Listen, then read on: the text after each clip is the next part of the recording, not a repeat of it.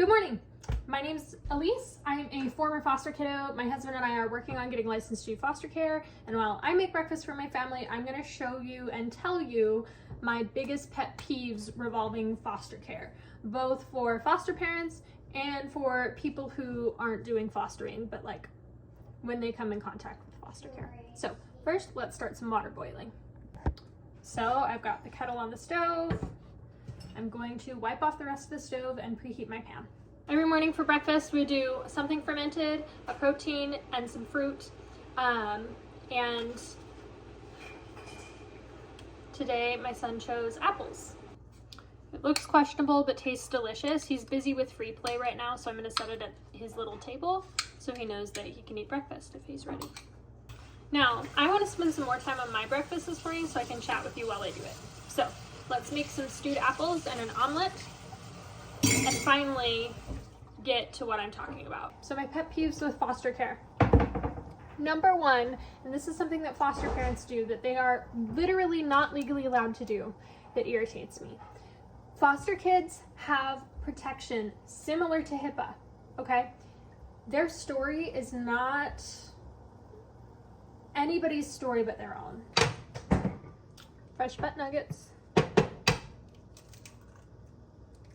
That being said, I understand that sometimes it is really convenient when you're trying to advocate for someone to spill all of their beans, right?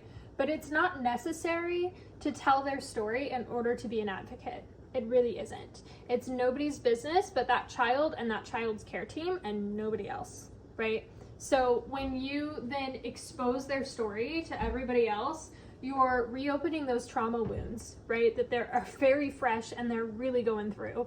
And in addition,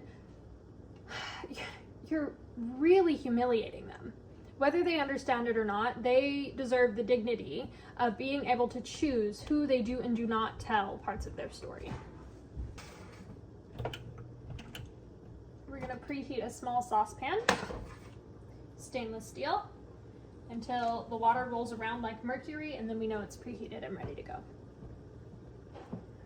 Check on the apples. Not quite ready. Here's an example of that. Let's say that we have a kiddo, Johnny, who struggles with food insecurity because of being in a home that he wasn't guaranteed a meal, right? Let's say then Johnny is at a church gathering or potluck or whatever and is putting like a large inappropriate amount of food on Johnny's plate, and getting 3 and 4 and 5 plates all in one go, right? First of all, doesn't matter. That's something that we might want to just let go, right? But second of all, let's say someone comes over and says something about it. That is now your chance to advocate for that child, right? And you can do that one of two ways. You can say, actually, Johnny had a really hard time, and where he was before, he wasn't guaranteed food, and so we let him eat as much as he wants. Okay? The second way you can handle that is, oh, actually, we're not setting food boundaries with Johnny right now. I've got it handled. Thank you. Right? If it's someone specific that's being offended or being hurt by that, you can say, I can handle it, and you take Johnny and we go elsewhere and we handle it, right? We don't handle it there, and we don't approach the person and be like, oh, well, you don't understand, well, Johnny this, that, and the other. Like, no, that's not how we do that, right? So, that being said, that's like one of my biggest pet peeves, and it's done in a couple ways. That's like the most nonchalant way that that's done. Some people just straight up will be like, oh yeah, and just spill the beans for no reason.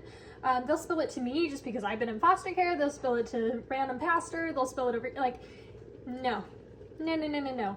This child may be only in your home for a matter of days or weeks, right? It's not anybody else's business what's going on in that kiddo's life, unless it is imperative to their safety and the quality of their care, in which case those people are on the care team. The case manager, sometimes there's like a CASA worker or a volunteer, the biological family, other family members, there's a care team, and that care team is the only one who has a right to know the information. It's not even my right as the foster parent unless it is important for me to know to care for Johnny. Okay. If you're a spiritual person, or you have a relationship with Jesus Christ, or you love God, or you're a church going, awesome, good for you. Keep doing that. I love that for you. You do you, right?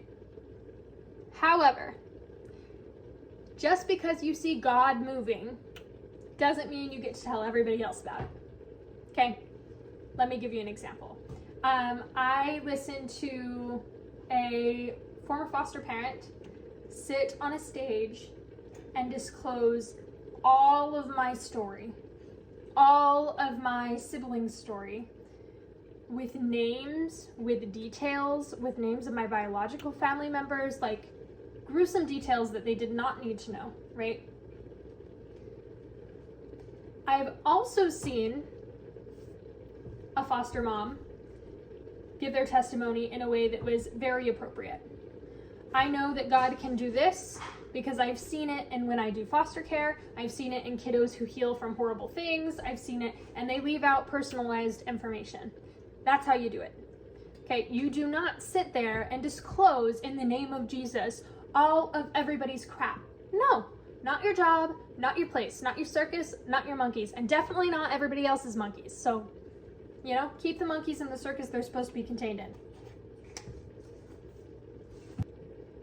My second biggest pet peeve, and this one really irks me. You okay, Bob? Okay, do you need help? Okay. My second major pet peeve, and these are not in order of like how much they irk me, this one might irk me more, is when foster parents don't understand the co-parenting relationship they have with the rest of the team, right? So your job as a foster parent is not to replace mom, not to replace dad or grandma or whoever was caring for child before, right? Your job is essentially to be a co-parent to the parenting team.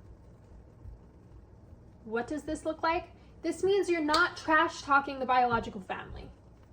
Not to the child, not to your husband, not to other family members, not to your friends, not to your bestie over wine after you think the kid's in bed and can't hear you. Like, no. This one drives me up a wall. Like,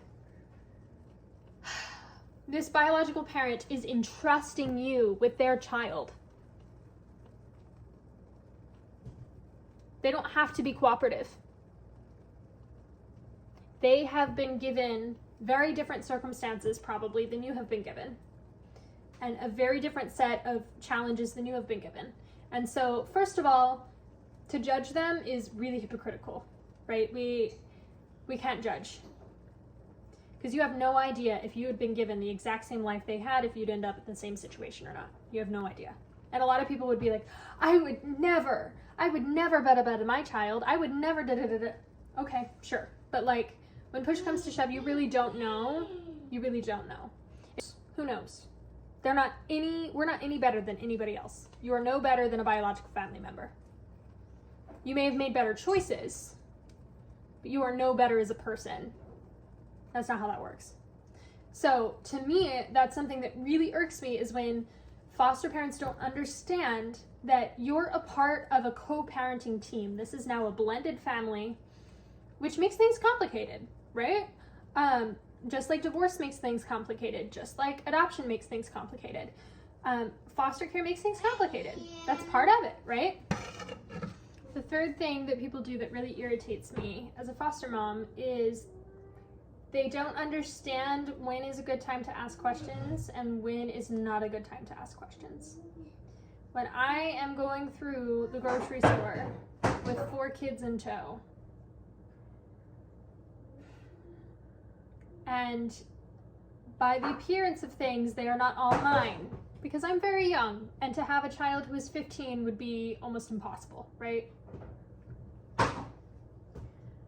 That is not the time to demand a foster care 101 class.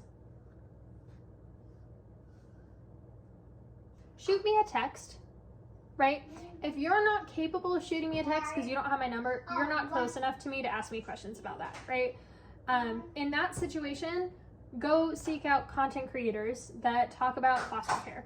Go look at books that talk about foster care. If you're genuinely curious and you want to learn more, go call a foster care agency and talk to them about it. Like, don't drill me when I'm just trying to live my life and get 4 kids to the grocery store. In conclusion, my 3 biggest pet peeves for foster parents and foster parenting are not respecting the privacy of the kiddos in foster care.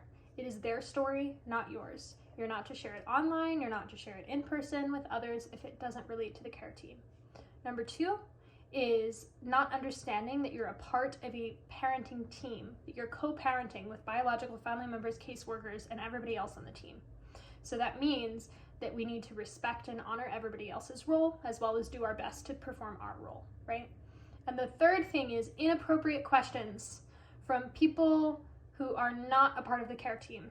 If you're not a part of the care team for a first foster child, please don't ask inappropriate questions, especially revolving individual children and their circumstances. Often we can't tell you, we're not allowed to answer. So those are the 3 things that irk me most about foster care as a former foster child now getting licensed to do foster care in our home.